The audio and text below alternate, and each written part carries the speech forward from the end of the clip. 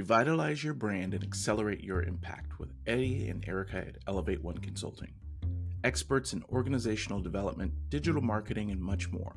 From leadership coaching to creating unforgettable digital experiences, we've got you covered. Visit elevateoneconsulting.com today.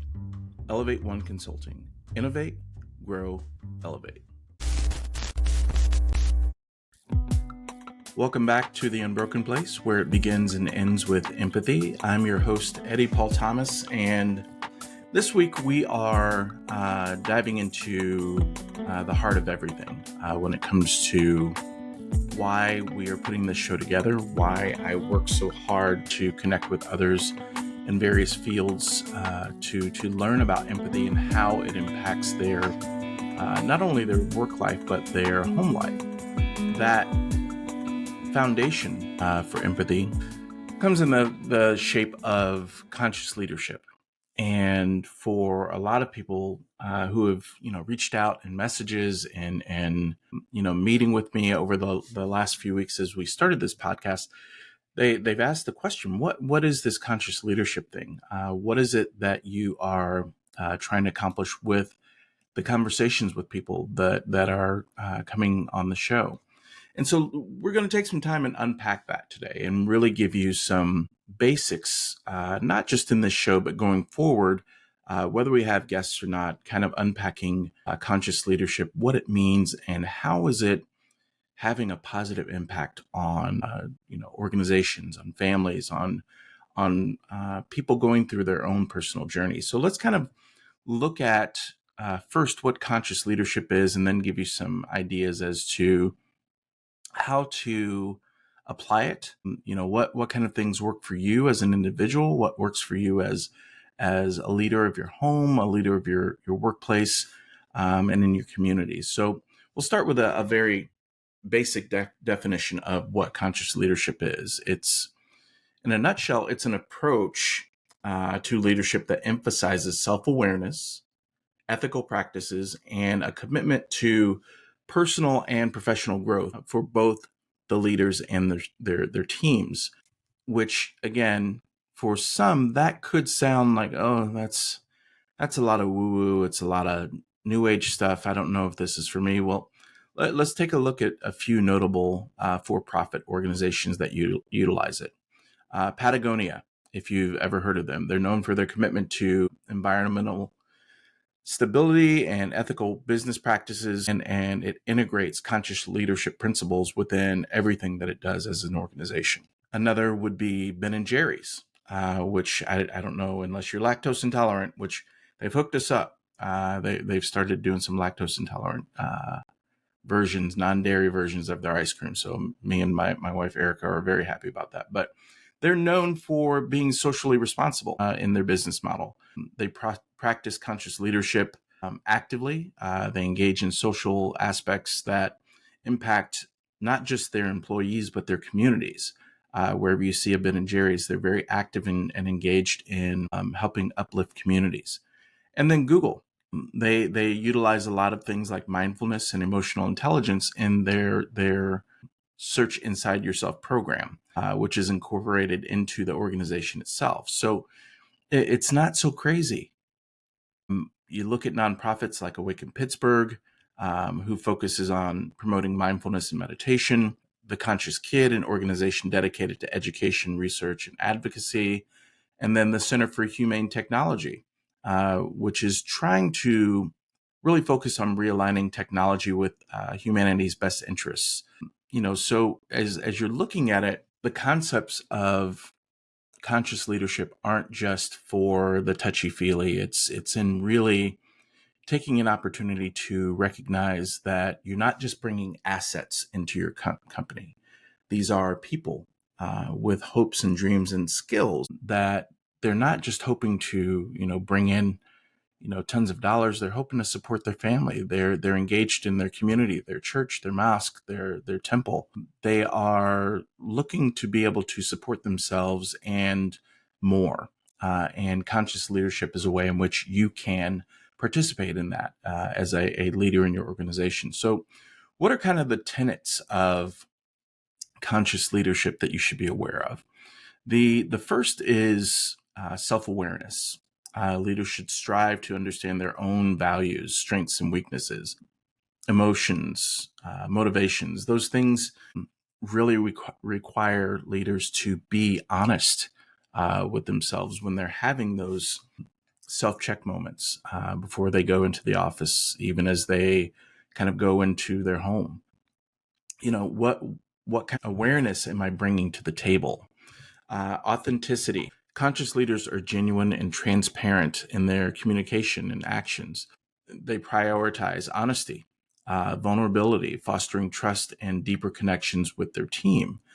And, as I say authenticity, I bet any one of you who are listening right now can name someone in your office who displays that. Someone who is self-aware and practices authenticity. They speak from the heart and treat you as a human being, as opposed to someone who is simply there to help production, get something done. The third facet is emotional intelligence. And leaders with emotional intelligence are adept at recognizing, understanding, and managing their own emotions as well as the emotions of others. The skill is critical in my point of view, because you, as someone who has mastered it, or at least practices it, it allows you to navigate complex interpersonal dynamics effectively. The number fourth, and one that you hear frequently on this show, is empathy. Conscious leaders demonstrate empathy by understanding and considering the perspectives and feelings of others before coming to a conclusion. The next would be mindfulness, and this is a practice which involves being fully present in the moment and maintaining awareness of your thoughts, your feelings, and surrounding. It really helps you to focus when it comes to not only making the really tough decisions, but things that turn into routine sometimes really aren't that routine, because if you are actively engaged and present, there may be something else there that isn't normally there in a given situation that you need to pay attention to. Number six, and these are 11 principles here, but we'll be keying on number 11. So stick around. Purpose-driven leadership. This is where leaders are guided by a clear sense of purpose, aligned with their actions and decisions and values. They inspire and motivate their teams by articulating a compelling purpose that transcends individual goals. People who are actively engaged in purpose-driven organizations know when their leaders are truly engaged with purpose-driven leadership. It is a feeling. It is a sense when you walk in. It's not just one of, ooh, I've got to get the thing done. And it doesn't matter who you are in the organization. You could be the C-level, the C-suite. You could be management. You could be on the front lines, even down to the service staff that are cooking or cleaning for the organization. Purpose-driven leadership is something that just is very contagious when enacted well, as not just a tool, but a way of being, a way in which you present yourself to people within the organization. Next, number 7 is servant leadership.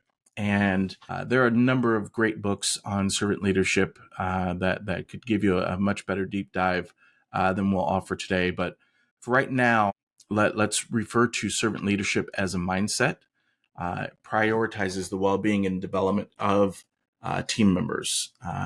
Those servant leaders that if you've had the chance to work with one, whether in a for-profit or nonprofit setting, those servant leaders often empower others, foster collaboration, create opportunities for growth and success.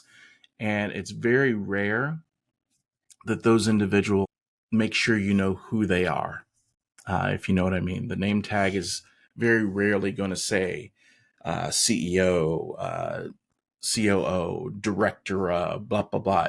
They're just, they usually go by their first name, and they are very engaging, individuals that love to have a conversation, and quite frankly, love to be challenged.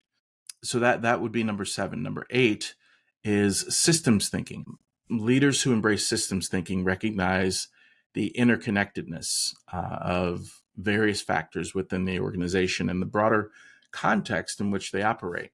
They consider the long-term consequences of their decisions and strive to create positive impact on multiple levels. Systems thinkers are critical, especially if you think back, and for many of you, this isn't too long ago, and you may be still dealing with the effects of it. But if you think back to COVID, and in that time, I remember consulting with a lot of organizations who were in critical phases, who had to make decisions. How do we, keep the lights on, and how do we care for our people in those moments? I remember one particular client who brought me in just for a day to really kind of work through and try and figure out what is a good way to work through this scenario. Do we sit back and chop off 30% of our workforce, or do we have a come to Jesus moment with everyone in the organization and say, hey, we need to cut back everyone's salary by 25% in order to keep working, to keep the lights on, to keep everyone in a place where we can still survive as an organization. And some had that conversation after looking at the books, and they made the decision to cut 30% of their workforce, and their organization suffered greatly.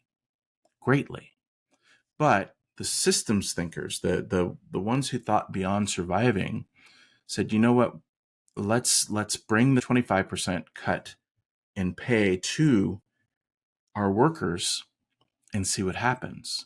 And the ability to thrive through some of the worst scenarios you could possibly think of. I mean, think back to what we were dealing with in that time of COVID-19, where every day on the news it was a different story, and people were dealing with sick relatives and losing friends and not knowing if they could go to the grocery store. At one point, I remember seeing someone very distinctly wearing a mask in their car as they were trying to get home from work. And just, there was so much uncertainty at that time. But what happened for this organization, because they completely valued their employees as more than just numbers on a sheet.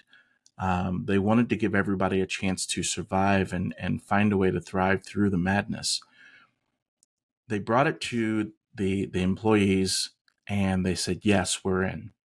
And that company, that organization, thrived in a time when everyone else was having a hard time trying to figure out life in general.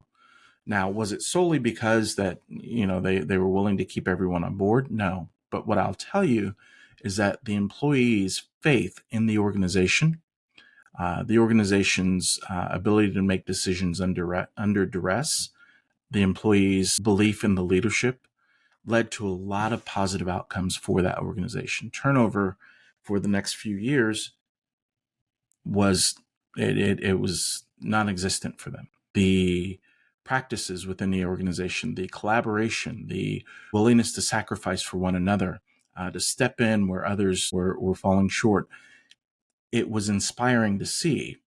And I think from my observation, from the studies I did after meeting with that organization and looking at their numbers, it seemed very clear to me there was a direct correlation between their willingness to keep everyone on board, thinking through the systems completely, versus chopping off 30% and keeping everyone on board.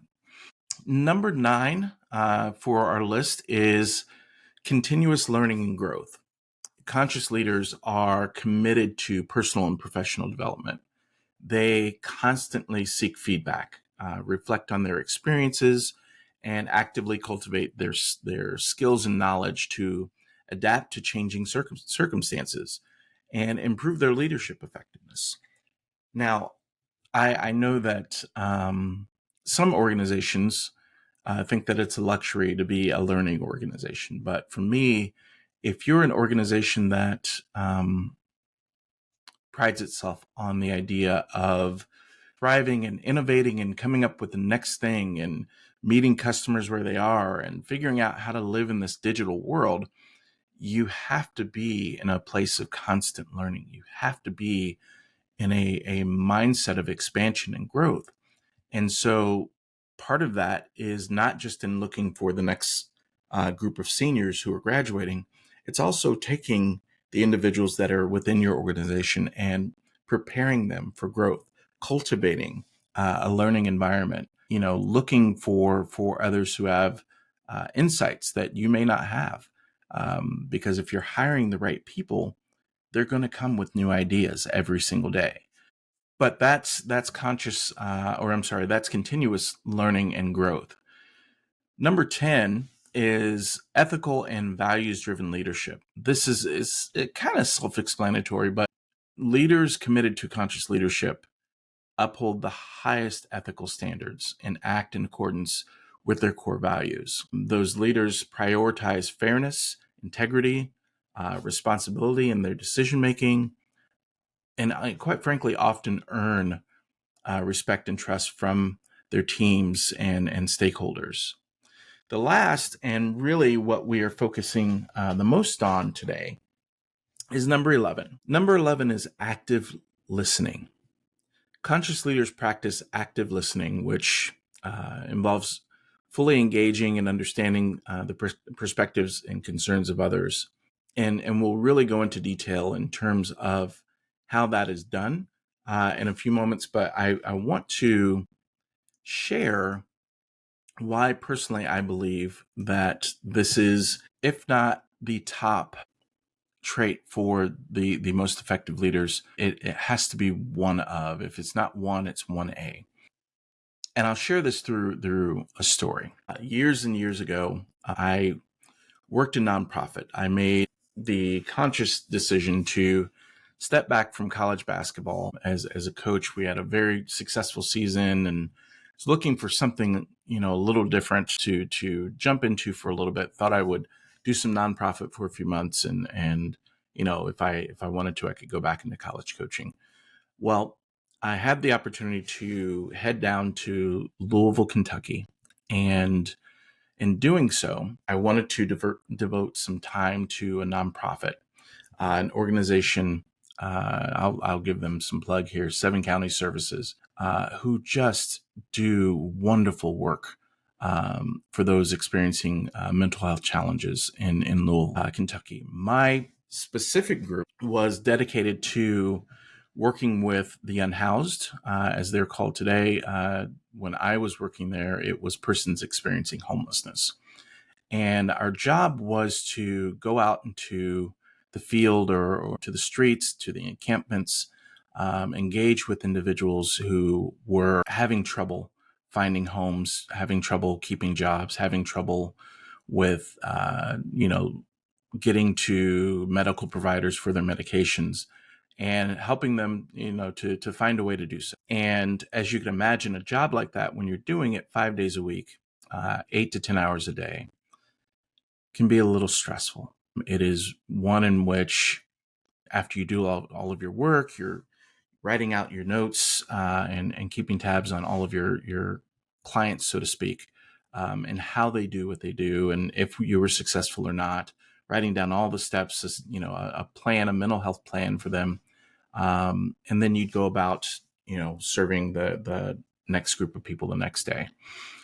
One thing that I never thought we had time for in our busy schedule was a training.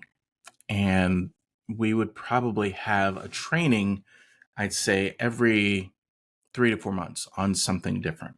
And in this particular time, we were told, hey, we've got this training that we need to attend.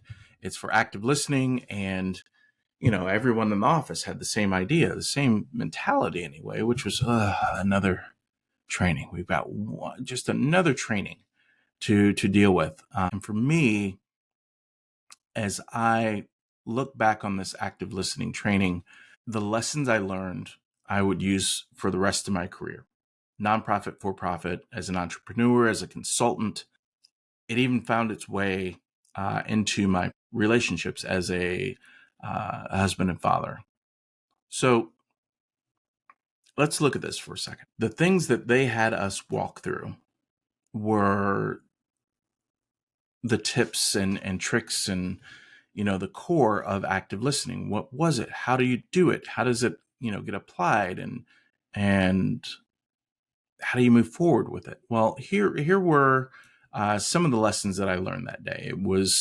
It revolved around the idea of paying full attention, putting the cell phone away, putting everything away, making eye contact, and really digging in to the conversations with the person that's in front of you.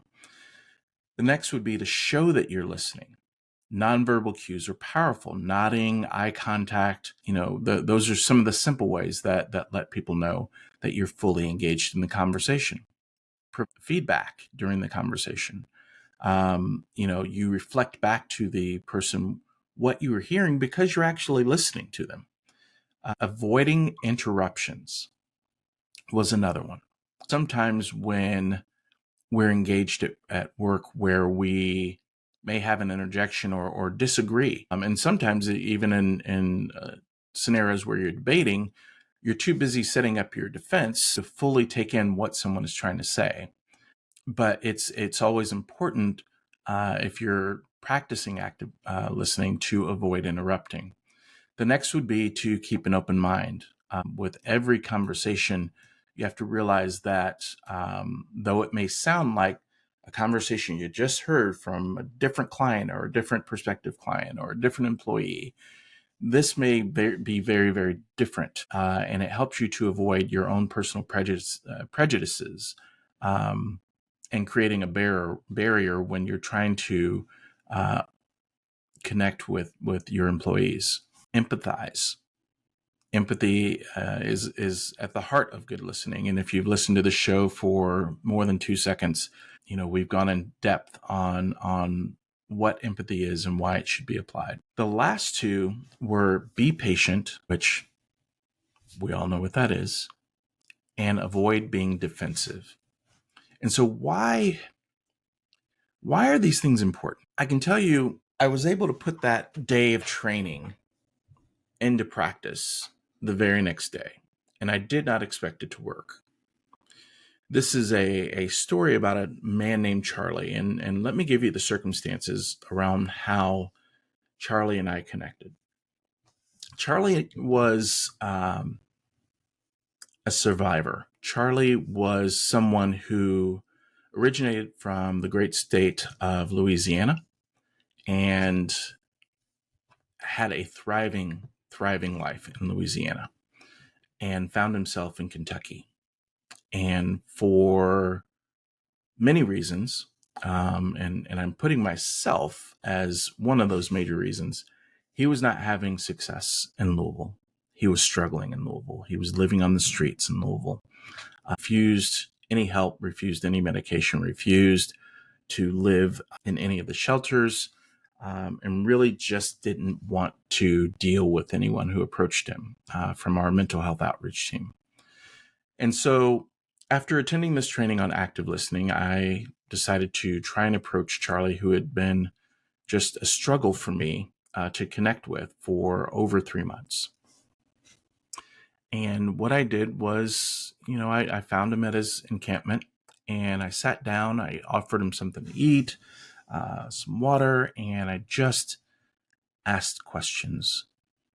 I didn't assume. I let all of my previous thoughts and speculations on what his issue was and trying to relate his story to the next person experiencing homelessness that I would be experiencing. I let his story be his own through simply asking a few questions, keeping eye contact with Charlie, nodding my head, showing empathy. He opened up. Charlie began to share his life story. What Charlie did was he told me what had happened to him over the last 6 months. 6 months prior to being in Louisville, Charlie had a thriving business. He was a car salesman in Louisiana, bringing home $300,000 per year, plus, just had a very successful life. Had a wonderful wife and kids, dog, nice home, and he was just killing it. But unfortunately for Charlie, Hurricane Katrina hit. Charlie lost everything. His wife and children were never found. His home completely destroyed. His IDs, everything that made him him, were lost, probably lost out to sea. They had a nice home right on the Gulf, but he lost everything.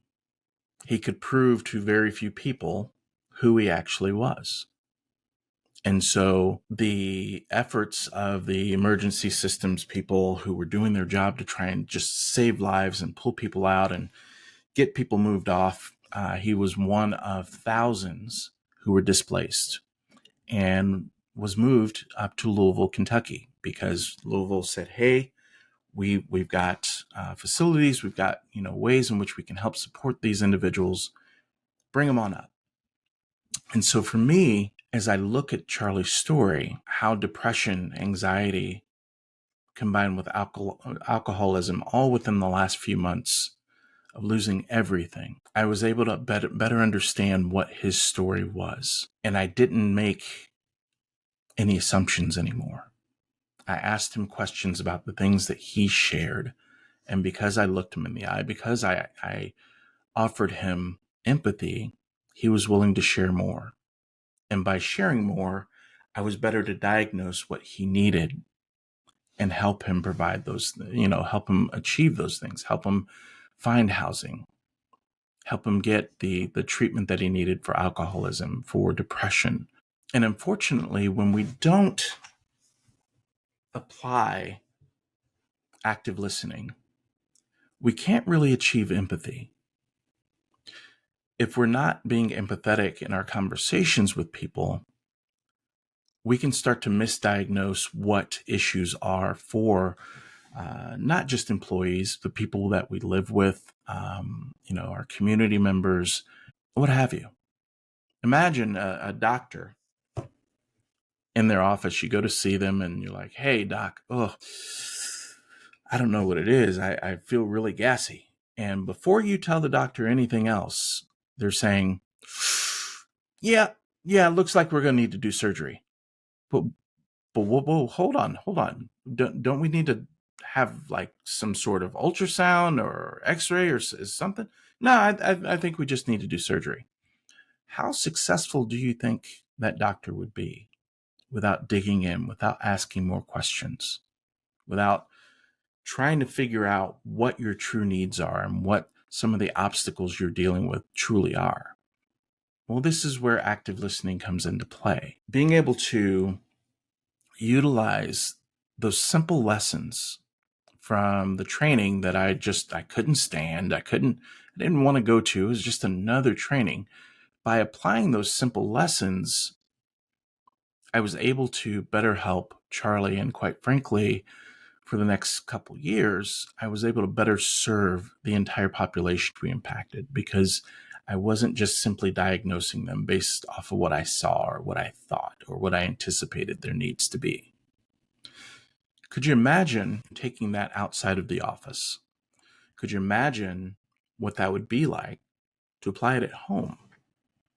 We know our partners, our spouses, our children to a certain extent, but we're all complex human beings who have different emotions on different days. So instead of assuming I know what my wife wants or needs or is trying to say, if I took the time to be an active listener, to display the various tenets of active listening, do you think it could reduce arguments? Could it increase connectedness, empathy, intimacy, our ability to truly understand each other and reduce some of the stressors that plague any marriage. But it's not just in the communication. I think that it's 100% in active listening. So as we look at this as an organization, as you're looking at different ways in which you could possibly bring in active listening as a part of your path towards conscious leadership, how do you do it? Well, there are a number of resources out there on active listening. There's some wonderful people who work on this. This is their calling. It's actually something that I also do in workshops for organizations and have a passion for in terms of helping them on their path towards conscious leadership. If you go to eddiepaulthomas.com /resources, we have a wonderful free downloadable. It's called The Art of Listening, Unlocking the Keys to Effective Communication. It's a free tool. You don't even need to share your email. These are things that just are wonderful ways for not only organizations, but for individuals who are just looking to be better communicators. Wonderful resources for you to use, and we invite you to jump on. That's it for today's episode. I hope it was helpful and encouraging.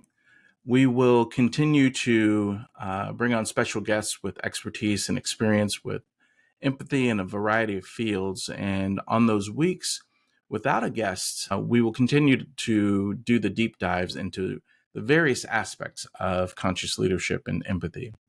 For me and the team at Elevate One Consulting, thank you for tuning in. Stay curious and keep learning. Until next time, one love. The Unbroken Place podcast is presented by Elevate One Consulting. The show is produced by Say Something Studios. Learn more about both of these in the show notes. The show's music is performed by Little Glass Men in Captive Portal. We want to thank you for being a part of the Unbroken Place community. Look for an ongoing conversation on Instagram and Facebook at the handle @UnbrokenPlace. You can also find some helpful resources at eddiepaulthomas.com. Make sure to sign up for our newsletter called OK on Second Thought on LinkedIn. Until next time, one love.